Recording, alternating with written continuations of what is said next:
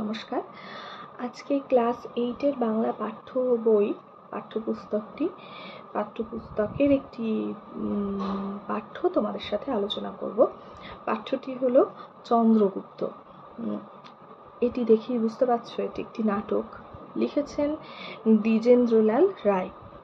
দ্বিজেন্দ্রলাল রায় বাংলা সাহিত্যের একজন প্রখ্যাত নাট্যকার এবং কবি। তার রচিত নাটকগুলি ঐতিহাসিক, সামাজিক, রাজনৈতিক এই নাটকগুলি বাংলা সাহিত্যকে এক উচ্চ মার্গে পৌঁছে দিয়েছিল। তিনি প্রথমে প্রেসিডেন্সি কলেজ থেকে ইংরেজিতে MA পড়েন এবং তারপরে বিদেশে যান কৃষি বিদ্যা নিয়ে পড়াশোনা করার জন্য। ইংল্যান্ডে গেছিলেন, কিন্তু তিনি সেখানে গিয়ে সাংস্কৃতিক পরিমণ্ডলের মধ্যে নিজেকে বেঁধে ফেলেন এবং তিনি পাশ্চাত্য সঙ্গীত সেখানে শেখেন এবং কাব্য রচনা শুরু করেন। তারপর তিনি দেশে ফিরে তার জীবনের শেষ 10 বছর বিভিন্ন ঐতিহাসিক, সামাজিক, পৌরাণিক নাটক আমাদের বাংলায় লিখতে শুরু করেন। আমাদের ঐতিহাসিক হিন্দু ধর্মের বিভিন্ন পৌরাণিক চরিত্র, যেমন সীতা, এরকম তাদের এই চরিত্রগুলিকে নিয়ে তিনি কাজ করেন। ঐতিহাসিক চরিত্র চন্দ্রগুপ্ত, শাহজাহান, মেবারের পতন, প্রতাপ সিংহ, এরকম ঐতিহাসিক নাটক তিনি রচনা করেন। আমাদের আজকের রচনাটি হলো চন্দ্রগুপ্ত নাটক থেকে নেওয়া। চন্দ্রগুপ্ত নাটকের প্রথম অঙ্কের প্রথম দৃশ্য, অর্থাৎ মঞ্চে অভিনয় করলে এই সংলাপ এবং এটি প্রথমে অভিনীত হবে। প্রথমেই এই নাটকটি সম্পর্কে 2-4টি কথা বলি। এটি একটি ঐতিহাসিক নাটক কেন বললাম? কারণ ঐতিহাসিক চরিত্র গুলিকে নিয়েই লেখক নাটকটি রচনা করেছেন এবং এই ঘটনাটি ঐতিহাসিক একটি ঘটনা, অর্থাৎ ঐতিহাসিক একটি ঘটনাকে লেখক নাটকের রূপ দিয়েছেন। মাত্র ঘটনাটি ঐতিহাসিক, প্রত্যেকটি চরিত্র ঐতিহাসিক চরিত্র। এই যে এখানে যে চরিত্রগুলি রয়েছে, সেকেন্দার, সেলুকাস এবং হেলেন, আরো চরিত্র পরবর্তীকালে রয়েছে, আন্টিগোনাস, এই চন্দ্রগুপ্ত। ঐতিহাসিক ঘটনাটি আমি আগে বলি। কি ঐতিহাসিক ঘটনা? তখন মগধ ছিল গোটা ভারতবর্ষের সবচেয়ে বড় রাজ্য। ভারতবর্ষের বিভিন্ন প্রান্ত, বিভিন্ন ছোট বড় রাজ্য মিলিয়ে তখন ভারতীয় উপমহাদেশ গঠিত। তো সেই সময় মগধের রাজা ছিলেন ধননন্দ, প্রচণ্ড অত্যাচারী এক রাজা। এবং ধননন্দের অত্যাচারে মগধের বুদ্ধিমান বা জ্ঞানী যে পণ্ডিত সকল, তারা সবাই মগধ থেকে প্রায় অনেকেই বিতাড়িত। যারা ছিলেন মগধে তারা ভয়ে শঙ্কিতভাবে মগধে বসবাস করতেন। এবং এই ধননন্দের অত্যাচারে কৌটিল্য, যিনি অর্থশাস্ত্রের রচয়িতা, মহাপণ্ডিত কৌটিল্য মগধ ছাড়তে বাধ্য হন। কৌটিল্য এই ধননন্দের অত্যাচারেই বেশ অল্প বয়সেই পিতা, মাতা, পরিবার পরিজন সকলকে হারিয়ে তিনি মগধ ছেড়েছিলেন। মগধ ছেড়ে তিনি চলে গেছিলেন বিক্রমশিলা মহাবিহারে তার জ্ঞান অর্জনের জন্য। এবং এই ধননন্দের সৎ ভাই চন্দ্রগুপ্ত মৌর্য, এই চন্দ্রগুপ্ত মৌর্যকে কৌটিল্য বা চাণক্য এই মগধের পুনরুদ্ধার করার জন্য তাকে তৈরি করে। এই রকম সময় এমতাবস্থায় কি হয়, আলেকজান্ডার বিশ্বজয়ের স্বপ্ন দেখে তিনি আসছিলেন গ্রিক থেকে এবং আস্তে আস্তে তিনি ভারত আক্রমণের সিদ্ধান্ত নেন। তখন ভারতের বিভিন্ন রাজ্য, ভারতের বিভিন্ন প্রদেশ বিভিন্ন রাজার শাসনে, রাজাদের দখলে বেশ কিছু রাজ্য আলেকজান্ডার দখল করে ফেলেন। দুর্বল রাজা, তাদেরকে ভয় দেখিয়ে তিনি দখল করে ফেলেন। প্রথম তিনি তাকে আটকান পুরু রাজা, একটা ছোট্ট রাজ্য, সম্ভবত উত্তর ভারত আর পূর্ব ভারতের সংযোগস্থলের ছোট্ট একটি রাজ্য। সেই পুরু ওই তোমার কি বলে, ওই সিন্ধু নদের আশেপাশের কোনো ইয়েতে, সেখানে পুরু আলেকজান্ডারকে আটকান এবং পুরুকে আলেকজান্ডার বন্দি করেন। তারপর এই চন্দ্রগুপ্ত তখন মানে একটি মগধের অধিপতি, কিন্তু তখনও চন্দ্রগুপ্ত মগধের অধিপতি হননি, তখন মগধের সিংহাসনে ধননন্দ। কৌটিল্য মনে করেন যে ধননন্দ যদি মগধের সিংহাসনে থাকে তাহলে এই আলেকজান্ডারকে কোনোভাবেই ঠেকানো যাবে না। কৌটিল্য বিভিন্ন ভারতবর্ষের বিভিন্ন রাজাদের, শুভবুদ্ধি সম্পন্ন রাজাদের একত্র করতে শুরু করেন, তাদেরকে বোঝাতে চেষ্টা করেন যে এই ভারত ভূমি, ভারতীয় উপমহাদেশ, একে তোমাদের সকলকে রক্ষা করতে হবে, একে অপরের সঙ্গে হানাহানি বন্ধ করো। এবং তার এই কূট রাজনীতি কয় দীর্ঘ, অর্থাৎ তার এই যে বুদ্ধিমত্তা, তার রাজ্য পরিচালনার যে একটা সুদক্ষ একটা বুদ্ধি বা বুদ্ধিমত্তা, সেটা তিনি চন্দ্রগুপ্ত মৌর্যের কে দিয়ে যান। সেকেন্দার হচ্ছেন আলেকজান্ডারকে বলা হচ্ছে, সেলুকাস হচ্ছেন আলেকজান্ডারের সেনাপতি, হেলেন হচ্ছেন সেই সেনাপতির কন্যা। স্থান, নাটকের প্রথমেই মঞ্চ সাজানোর জন্য মঞ্চে একটি স্থান তৈরি করতে হয়। দেখো এখানে একটা দাগ আছে, মানে অর্থাৎ যে পর্দাটি টাঙানো হয়েছে, জলের ছবি আঁকা, দূরে জাহাজ, কি বোঝানো হচ্ছে যে সিন্ধু নদ তট মানে তীর, সিন্ধু নদের তীর, সিন্ধুকে যেহেতু আমরা নদী বলি না, নদ বলি।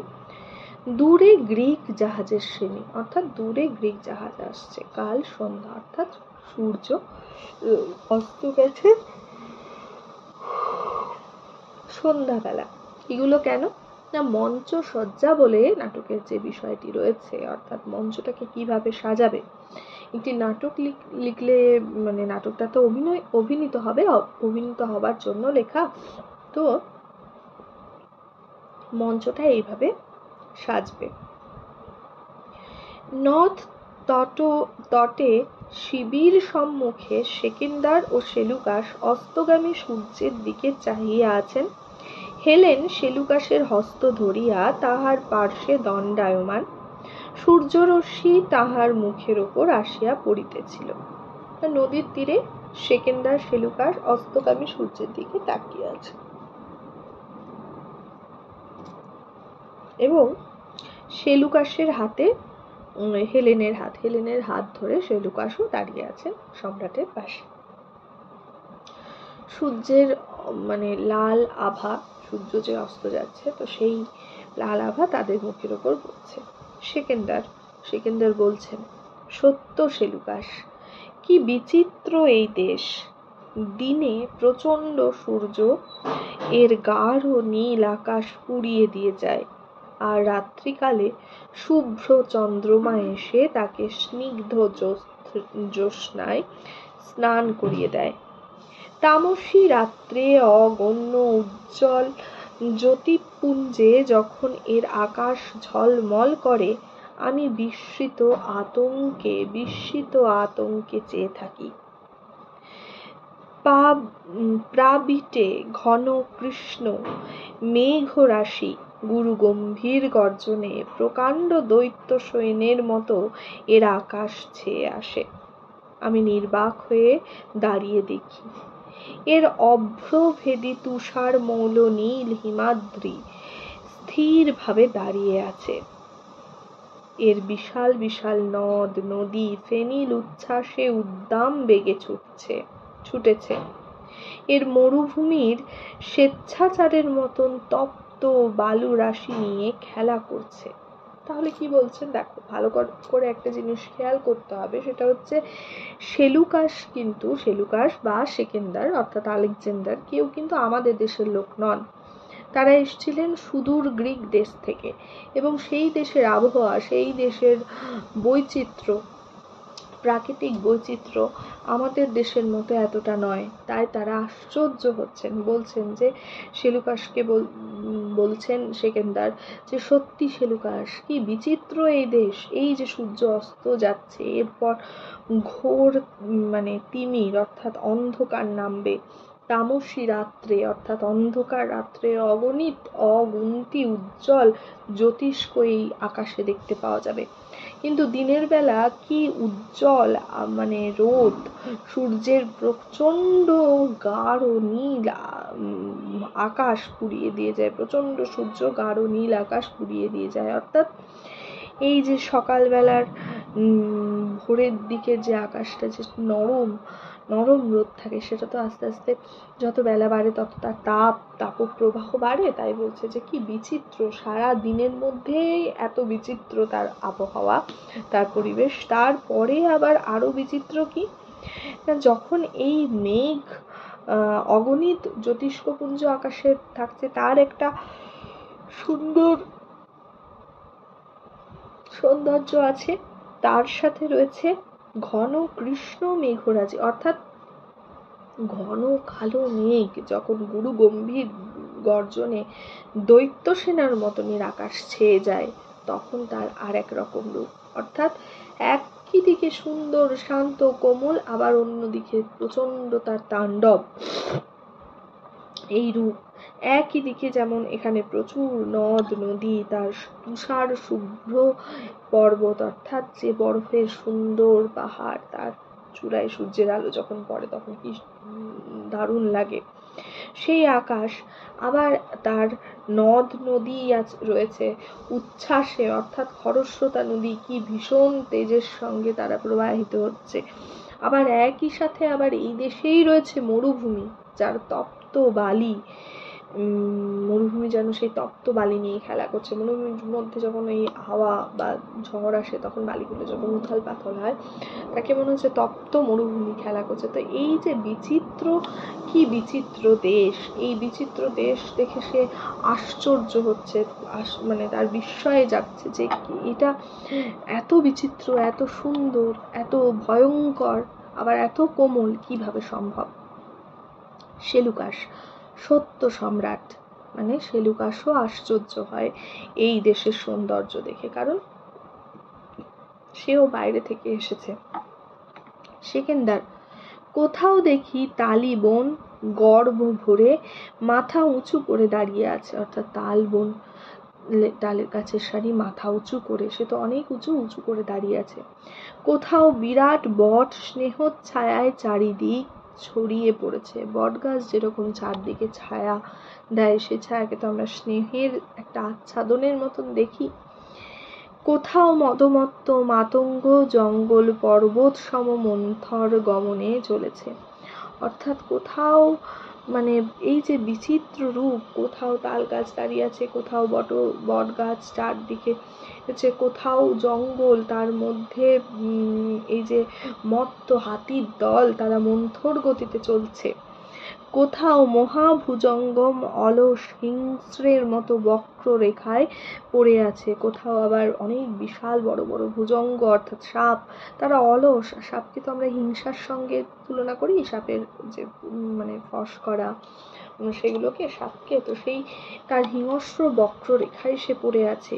কোথাও বা মহাশৃঙ্গ কুরুঙ্গ মুগ্ধ বিস্ময়ের মতো নির্জন বন মধ্যে শূন্য প্রেক্ষণে চেয়ে আছে। কোথাও আবার কোথাও কোনো বিশাল পর্বত শৃঙ্গ, সে হিমালয় হোক বা অন্যান্য যে সমস্ত পর্বত শৃঙ্গ, তারা গভীর জঙ্গলের মধ্যে নির্জনে শূন্যের দিকে চেয়ে আছে। আবার সবার উপর এক সৌম্য গৌর দীর্ঘ কান্তি জাতি এই দেশ শাসন করছে, এবং সবার উপরে একটা রাজা, যে সৌম্য, যে সুন্দর, যে গৌর, যে দীর্ঘ কান্তি, যার দীর্ঘ শরীর, এই জাতি অর্থাৎ আর্য জাতির কথা বলা হচ্ছে, সে এই দেশ শাসন করছে। তার মুখে শিশুর সারল্য, অর্থাৎ দেশের যে বৈচিত্র্য সেটাই শুধু নয়, দেশের সঙ্গে দেশের রাজারও সেই বৈচিত্র্য। তার মুখে সারল্য, দেহে বজ্রের শক্তি, মুখে শিশুর মতো সারল্য, এবং দেহে শরীরে বজ্র বজ্রের মতন তার শক্তি যে সব কিছুকে চুরমার করে দিতে পারে। চোখে সূর্যের দীপ্তি, চোখে সূর্যের মতো তার স্পষ্ট দীপ্তি, বক্ষে তার সাহস, বুকে তার সাহস। এই সৌর্যের পরাজয় করে আনন্দ আছে।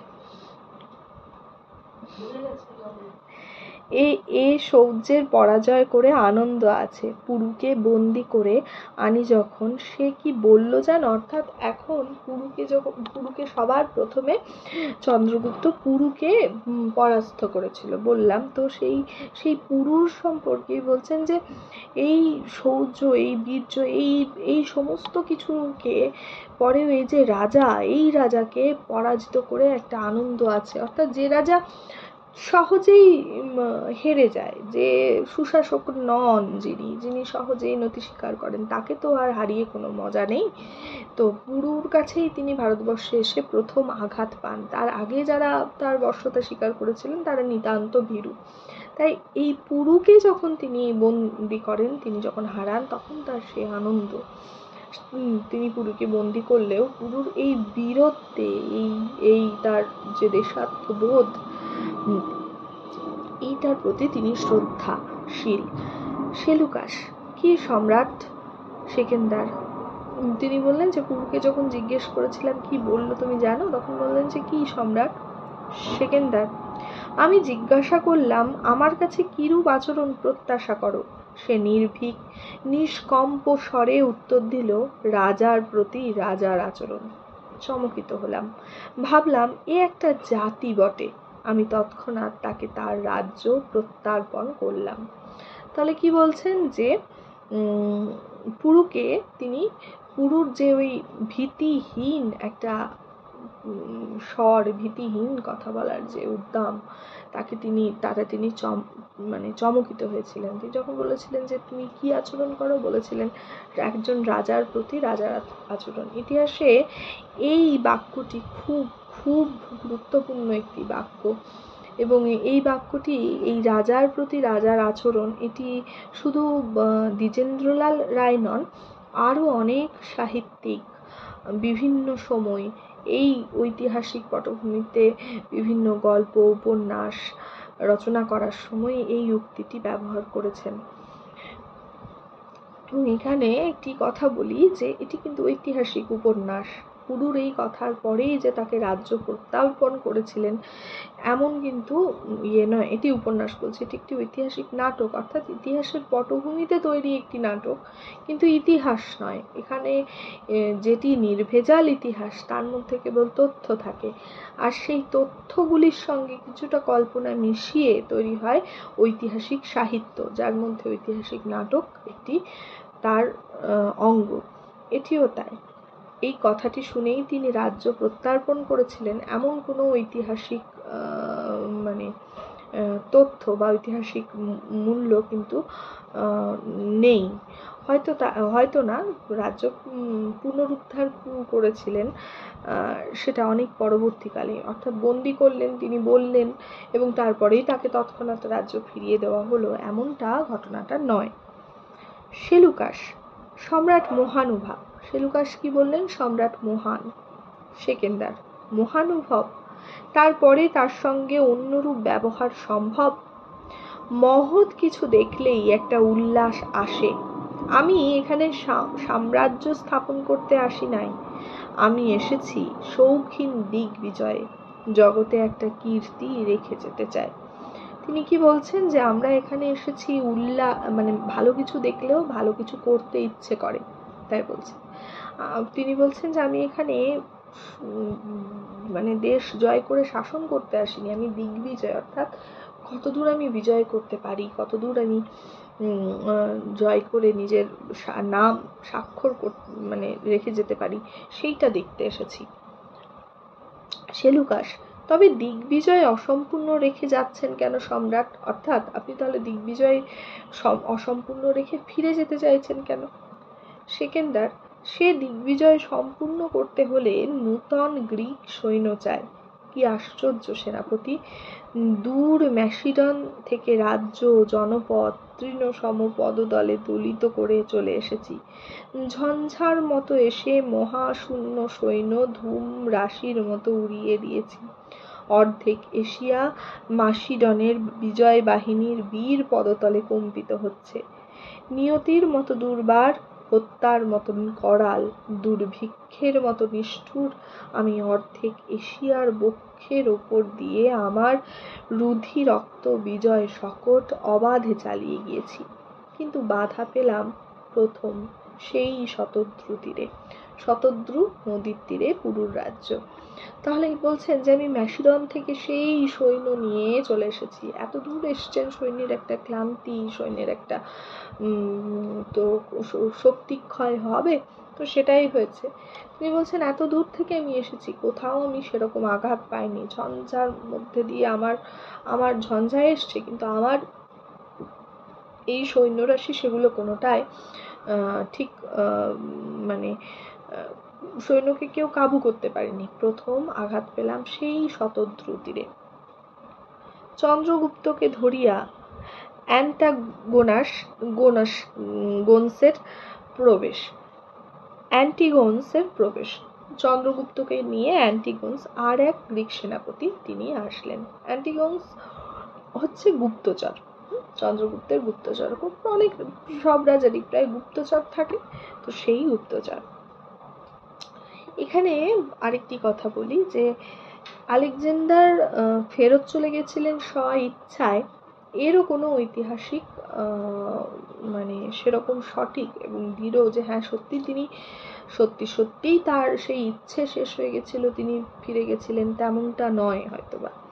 তার অনেকগুলি কারণ রয়েছে। এই সময়ের ওপরেই আরো বেশ কয়েকটি লেখা আমার পড়া, হ্যাঁ, তো সেইখানে মধ্যে কিছু জায়গায় এরকম মানে ঐতিহাসিক তথ্য এরকম দেখা দিয়েছে যে এত দূর এসেছিলেন, সৈন্য ক্ষয় এবং সৈন্যদের দেহের যে একটা শক্তি ক্ষয়, সেই শক্তি ক্ষয় এবং সৈন্যরা আর যুদ্ধ করতে আর পারছিলেন না, আর তাদের ভালো লাগছিল না। অনেকে তারাও প্রাণ হারায়, খাদ্যাভাব, একটা অন্য পরিবেশে, অন্য প্রকৃতিতে এসে তাদের আর সেই ইয়েটা ছিল না, তারাও ভেতরে ভেতরে বিদ্রোহ শুরু করেছিলেন, এবং যার ফলে আলেকজান্ডারকে ফিরে যেতে হয়েছিল। এবং একইভাবে চন্দ্রগুপ্ত মৌর্য এবং কৌটিল্য বা চাণক্যের বুদ্ধিমত্তার সাহায্যে আলেকজান্ডারকে পরাস্ত হতে হয়েছিল বেশ কয়েকবার। তারা এসে যখন মানে আবার ভারতবর্ষ আক্রমণ করতে কয়েকবার চেয়েছিলেন, কিন্তু পারেননি। তো চন্দ্রগুপ্তকে ধরে নিয়ে আসছে, বলছে ওকে অ্যান্টিগোনস গুপ্তচর। কি সংবাদ অ্যান্টিগোনস? ওকে গুপ্তচর সেলুকাস, গুপ্তচর ভুল বললাম, অ্যান্টিগোনস সেনাপতি, আর এক সেনাপতি, সে চন্দ্রগুপ্তকে বলছে গুপ্তচর। সেলুকাস, সে কি? সেকেন্দার, গুপ্তচর। অ্যান্টিগোনস, আমি দেখলাম যে এক শিবিরের পাশে বসে নির্জনে শুষ্ক তাল পত্রে কি লিখছিল। আমি দেখতে চাইলাম, পত্রখানি দেখালো, পড়তে পারলাম না, তাই সম্রাটের কাছে নিয়ে এসেছি। তাহলে সে নিয়ে এসছে, তখন হচ্ছে গুপ্তচর তাল পাতার উপরে কিছু লিখছিল যেটা আমি বুঝতে পারিনি, তাই নিয়ে এসছি। স্বাভাবিক, সে এই আমাদের দেশের ভাষায় লিখছেন, অর্থাৎ চন্দ্রগুপ্তের যে মাতৃভাষা, সেই মাতৃভাষায় লিখছেন, সেটা ওরা পড়তে পারছে না। সেকেন্দার, কি লিখছিলে যুবক, সত্য বলো।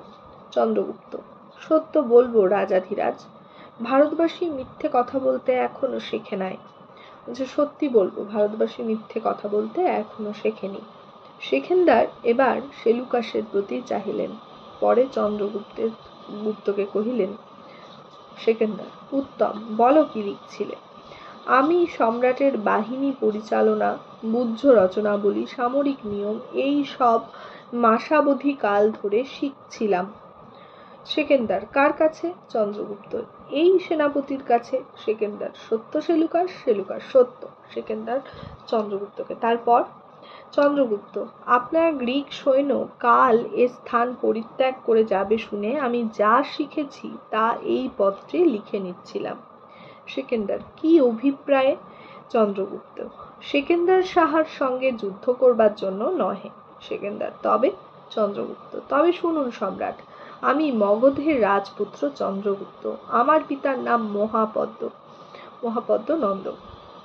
আমার বইমাত্র ভাই নন্দ সিংহাসন অধিকার করে আমায় নির্বাসিত করেছে।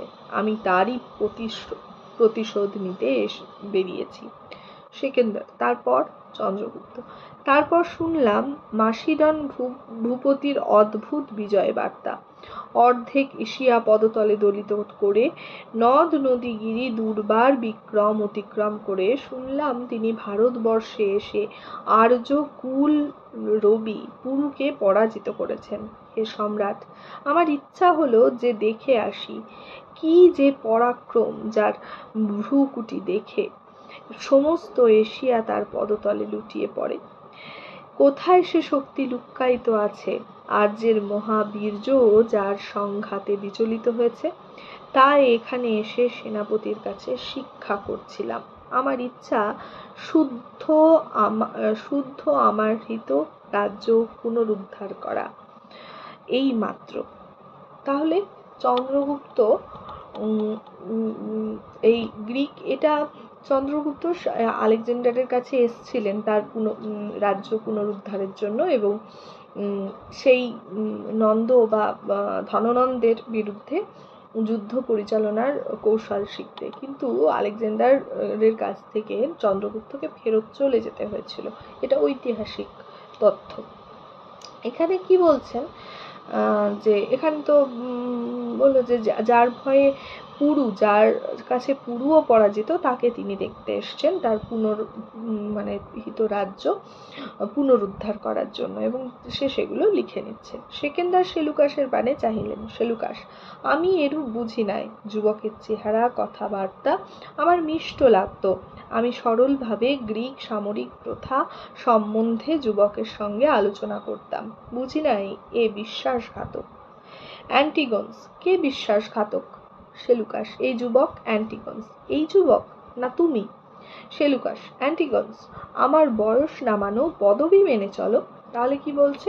সেলুকাস বলছেন যে আমার কাছে আমি সরলভাবেই যুবককে বলেছি, আমি তাকে বিশ্বাসঘাতক ভাবিনি। তখন অ্যান্টিগন্স বলছে কে তাহলে কে কি হলো? বলছে বিশ্বাসঘাতক। বললো কে বিশ্বাসঘাতক? এই যুবকটি না তুমি? কারণ তাকে তো সুযোগ তুমিই দিয়েছ। তখন সেলুকাস বলছেন যে আমার বয়স নামানো, অর্থাৎ সেলুকাস অ্যান্টিগন্সের থেকে বয়সে এবং পদবি, অর্থাৎ তার পোস্ট যাকে বলি, তাতেও উঁচুতে অবস্থান করছেন, অর্থাৎ তার আমরা যাকে বলি সিনিয়র। অ্যান্টিগন্স: জানি তুমি গ্রিক সেনাপতি, তা সত্ত্বেও তুমি বিশ্বাসঘাতক। সেলুকাস: অ্যান্টিগন্স তরবারি বাহির করিলেন। অ্যান্টিগন্স ক্ষিপ্রতর হস্তে তরবারি বাহির করিয়া সেলুকাসের শির লক্ষ্য করিয়া তরবারি ক্ষেপণ করিলেন। ততোধিক ক্ষিপ্র হস্তে চন্দ্রগুপ্ত নিজ তরবারি বাহির করিয়া সে আঘাত নিবারণ করিলেন। অ্যান্টিগন্স তাহাকে ছাড়িয়া চন্দ্রগুপ্তকে আক্রমণ করিলেন। সেকেন্দার নিরস্ত হও।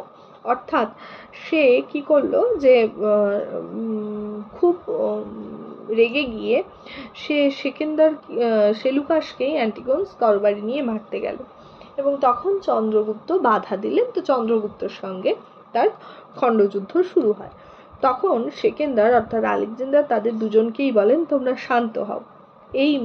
সেই মুহূর্তেই অ্যান্টিগন্সের তরবারি চন্দ্রগুপ্তের তরবারির আঘাতে ভূপতিত হইল। মানে সেই মুহূর্তে চন্দ্রগুপ্তের তরবারির আঘাতে অ্যান্টিগন্সের তরবারি পড়ে গেল।